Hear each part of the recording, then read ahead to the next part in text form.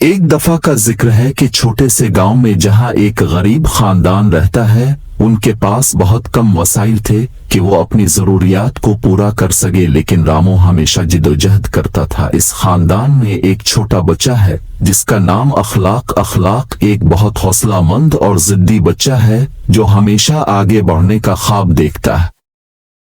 ایک دن اخلاق کو معلوم ہوا کہ اس کے گاؤں میں ایک بڑا میلہ آ رہا ہے۔ اس میلے میں غریبوں کو مختلف کپڑے، کھلونے اور دیگر چیزیں فراہم کی جائیں گی۔ اخلاق بہت خوش ہے اور سوچتا ہے کہ اسے اس میلے میں شرکت کرنے کا موقع ملے گا۔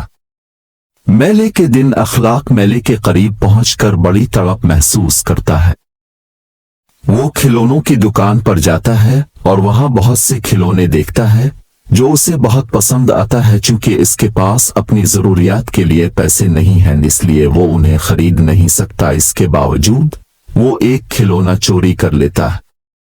اخلاق اپنے گاؤں واپس آتا ہے اور اپنے گھر چلا جاتا ہے۔ وہ کھلونا اپنے کمرے میں رکھتا ہے اور اسے اپنا پسندیدہ کھلونا سمجھتا ہے، لیکن وقت گزرنے کے دوران اسے غصہ آتا ہے اور اسے کھلونا چوری کرنے پر برا لگتا ہے۔ وہ سمجھتا ہے کہ وہ غلط کر کے اپنے آپ کو اچھا نہیں بنا سکتا۔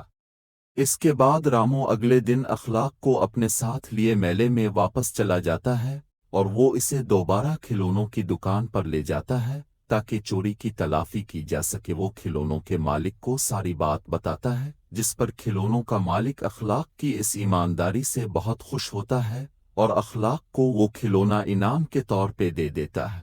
اخلاق اس واقعے سے ایک اہم سبق سیکھتا ہے کہ دیانت اور سچائی بہت ضروری ہے۔ وہ سمجھتا ہے کہ اب چوری اور جعلسازی سے کوئی کامیابی حاصل نہیں کر سکتے۔